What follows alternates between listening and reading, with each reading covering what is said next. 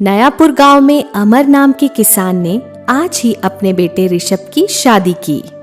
ऋषभ की मां बचपन में ही गुजर गई थी, जिसके बाद ऋषभ के पिता अमर ने ही ऋषभ को पाल पोस के बड़ा किया था और ऋषभ की शादी से अमर बहुत खुश था। शादी के अगले दिन ऋषभ, ऋषभ, बहू। जी ससुर जी। ये ऋषभ अभी तक उठा नहीं क्या? नहीं, रुकिए मैं ही उठाती हूँ। सुबह के 11 बज गए और ये गधा अभी तक सो रहा है। तभी अंदर से ऋषभ उबासी लिए हुए कमरे से बाहर आया। कहिए पिताजी, क्या हो गया? कब तक बेरोजगार की तरह घर में सोया रहेगा? अब तो तेरी शादी भी हो गई है। मेरे साथ खेत चल, खेत का सारा काम काज अब तू संभाल। पिताजी, मैंने आपको 10 बार कहा है मुझे खेती नहीं करनी है, पर आप हर दिन एक बात की रट लगाए बैठते हो। मुझे खुद का बिजनेस करना है। 5 साल से यही सुनता आ रहा हूँ। पिछले महीने ही फल का कारोबार किया था, कोई फल लेने नहीं आया था तेरे पास। सारे फल सड़ गए और कितना बड़ा नुकसान हुआ था। आप चिंता मत कीजिए, मैं कुछ ना कुछ बिजनेस शुरू कर ही दूंगा। बेटा, कैसे नहीं करूं चिंता। पहले तू अकेला था, अब तो बहुरानी भी आ गई है। सोचा तेरी शादी करवा दूंगा, थोड़ी जिम्मेदारी आएगी तो ये कारोबार का भूत तेरे सर से उतर जाएगा। पर नहीं पिताजी, बिजनेस में बहुत पैसे हैं। पर बेटा, बिजनेस जब तक सफल नहीं होता तब तक बिजनेस में पैसे लगते हैं, और अब मैं तुझे बिजनेस करने के लिए और पैसे नहीं दे सकता हूँ।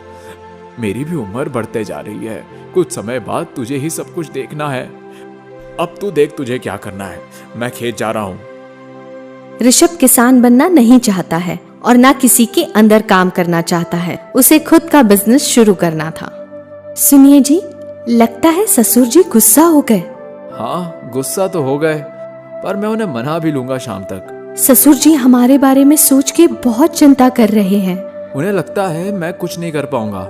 मैं अभी तक 1 रुपया भी नहीं कमा पाया। सब ठीक हो जाएगा। अच्छा ये बताइए, ससुर जी को खाने में क्या पसंद है? शायद उनका गुस्सा शांत हो जाए। पिताजी को? अरे हाँ, उन्हें मछली खाना बहुत पसंद है। तो चलिए हम दोनों साथ में जाके मछली ले आते हैं बाजार से। मीना और ऋषभ बाजार चले गए मछली लाने। ऋषभ मीना का हाथ पकड़कर चल रहा था। मीना ऋषभ के साथ बहुत खुश थी। बोलिए, कितने की मछली दूं? 2 किलो दे दो। 200 रुपए हो गए। इतना महंगा?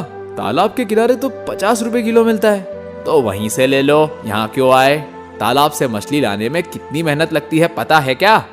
यहाँ कोई भी 100 रुपए से नीचे मछली दे दे तो मेरा नाम बदल देना, समझे क्या? आप तो गुस्सा हो गए। ये लीजिए 200 रुपये। चलो मीना। मीना पूरे रास्ते सोच रही थी। वो मछली वाले ने इतनी बदतमीजी से बात की, पर ऋषभ ने कुछ नहीं बोला, उल्टा मुस्कुरा के वहां से चले गए। रात में खाने के समय सब साथ आए। वाह, लगता है आज मछली बनी है। हाँ पिताजी, ये मीना की सोच थी, आपको खुश करने के लिए। चुप कर तू। बहू ने इतना तो सोचा, तू तो वो भी नहीं सोचता। पता नहीं पिछली बार कब तूने मछली बनाई थी। मछली में कितने कांटे होते हैं क्या कहूँ, इसलिए मुझे मछली बनाना पसंद नहीं है। अरे बहू कहाँ है? बहू, तू भी हमारे साथ आ जा। अभी आई ससुर जी। ये लीजिए। ये क्या है बहू? ये बांस में बनने वाली मछली है। मेरे घर में लोग बहुत चाव से खाते हैं। आप भी जरा चख कर बताइए कैसी बनी है। ये तो कमाल है बहू, मजा आ गया।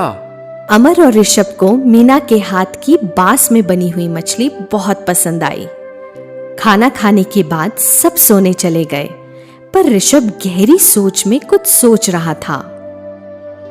मैं सोच रहा था अगर मैं तालाब से मछली खरीद के बाजार में बेच दूं तो बहुत मुनाफा होगा। तालाब के पास मछली बस 50 रुपए में मिलती है और बाजार में आते हुए बहुत दुगना हो जाता है, 50 का 100। पर इसके लिए पैसे कहाँ से आएंगे ये सोच रहा हूँ। आपका आइडिया तो बहुत अच्छा है। बहुत कम समय में बहुत पैसे आ जाएंगे। एक काम कीजिए, मेरे गहने गिरवी रख दीजिए, आपको मछली खरीदने के लिए पैसे मिल जाएंगे। हाँ, और पैसे आते ही तुम्हारे गहने छुड़वा लूंगा। मेरा बिजनेस भी चालू हो जाएगा और तुम्हारे गहने भी तुम्हें वापस मिल जाएंगे। अगले ही दिन ऋषभ मीना के गहने गिरवी रख देता है और तालाब से मछलियाँ खरीदकर बाजार ले आता है। आओ आओ, मछली ले लो, ताजी ताजी मछली।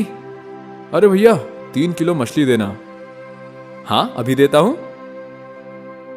पहले ही दिन ऋषभ का मछली का बिजनेस बहुत अच्छा चला। कमाई दुगनी हो गई थी।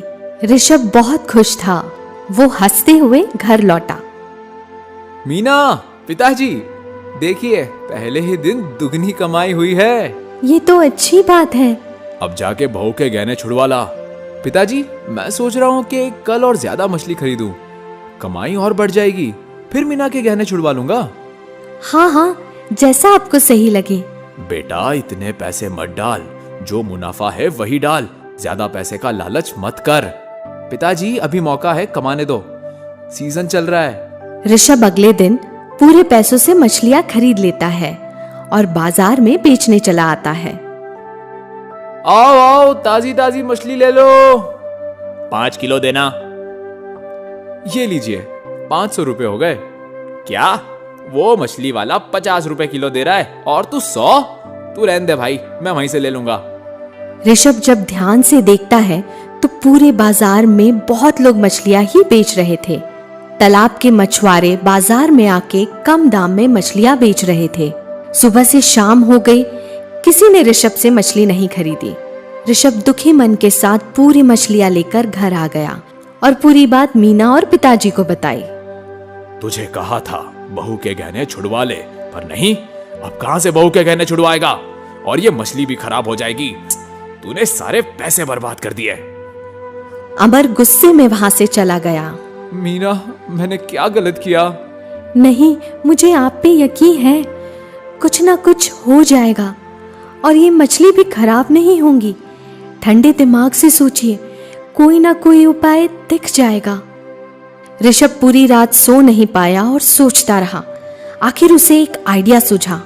मीना ने बास में मछली बहुत स्वादिष्ट बनाई थी और ज्यादा लोगों को तो पता भी नहीं है। अगर मैं ये बिजनेस डाल दूं तो बहुत चलेगा और ये सारी मछलियां खराब होने से पहले ही बिक जाएगी। सुबह होते ही ऋषभ ने मीना को अपनी तरकीब बताई। ये तो बहुत अच्छा आइडिया है, अभी शुरुआत करते हैं। ऋषभ जंगल से बांस की लकड़ियां काट लाता है और बाजार के बीचों बीच एक ठेला लगा देता है। मीना मछलियों को साफ करके बांस में मसाले के साथ भरने लगती है और फिर ऋषभ आवाज लगाता है, आओ आओ, पहली बार बास की मछली का स्वाद लो। एक बार खाओगे बार बार आओगे। मछली इतनी स्वादिष्ट नहीं खाई होगी कभी। मीना की बांस की मछली इतनी मशहूर हो जाएगी, ये किसी ने नहीं सोचा था। ये क्या है? खुशबू तो बढ़िया आ रही है। अरे तो खा के भी देख लीजिए ना, अगर स्वाद पसंद ना आए तो पैसे मत देना। ऐसी बात है तो 1 प्लेट लगाओ। मीना ने बांस को सिगड़ी में रखा और कुछ देर बाद उसे एक प्लेट में डालकर कस्टमर को दिया। चखते ही, अरे भैया, ये तो सच में लाजवाब है। इतनी स्वादिष्ट मछली मैंने पहली बार खाई है। खाते ही मुंह में घुल गई, इतनी नरम, वाह। धीरे धीरे लोगों की भीड़ बढ़ने लगी और एक ही दिन में ऋषभ और मीना का बिजनेस हिट हो गया। कुछ महीनों में ही छोटा सा ठेला एक मशहूर होटल में तब्दील हो गया और बहू और बेटे की तरक्की देखकर अमर की आंखों में आंसू आ गए।